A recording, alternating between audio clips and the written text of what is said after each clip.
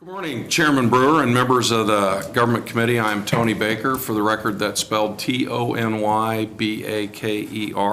I'm from Lincoln, Nebraska. I'm here to testify in support of LR 14. I'd like to note that I am Senator Brewer's legislative aide. He was gracious enough to give me like 0.1 hours of work off today to come here and do this. And so I'm presently on leave from my job in the legislature.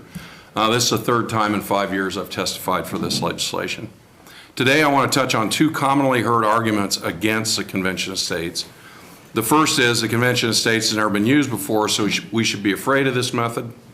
And the second is if it ever is used, it will quickly go out of control and rewrite the Constitution. Both of these arguments, which you'll hear various renditions of, are demonstrably false. Opposing the Convention of States because it's never been used before begs a question. How was the 21st Amendment to the U.S. Constitution ratified? Congress chose the convention method of ratifying that amendment. That's the first and only time that method of ratification has ever been used by Congress. It was brand new, it had never been used before. So either Congress was reckless to use this never been used before method of ratification, or maybe Congress set an example for the states to follow. There's nothing wrong with using a part of the Constitution, as Senator Halloran pointed out, that's never been used before. That's not a really good reason not to do something. Regardless of how the amendment is proposed, as you've heard and will continue to hear, it still requires 3/4 of the states. 38 states have to ratify the amendment.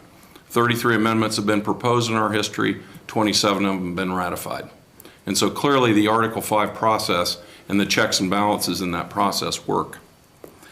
In Madison's notes from the very first Convention of States, which is also known as a Constitutional Convention, because every one of those delegates was there with a commission from their state, it's clear that both methods in the Constitution were intended to be equal. And I quote, "which in either case shall be valid to all intents and purposes as part of this Constitution," is what Article 5 says.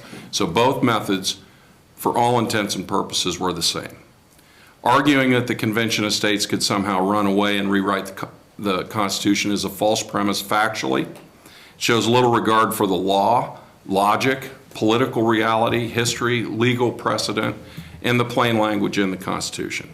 In closing, I'd like to say I strongly support LR 14, urge members to vote this bill out to general file. And incidentally, the 21st Amendment was the amendment that ended prohibition.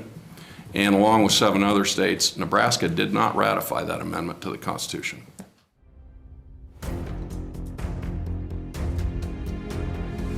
I'm here live in Philadelphia at the Tomb of the Unknown Soldier. When you hear the phrase lives, fortunes, and sacred honor, these are the folks we should think of, those who anonymously gave their lives. Well, today you have a chance to volunteer. You need to volunteer for conventionofstates.com, the movement that's going to save the country. These folks were willing to step up and give everything. We need you to give just a little bit. Go to conventionofstates.com and volunteer today.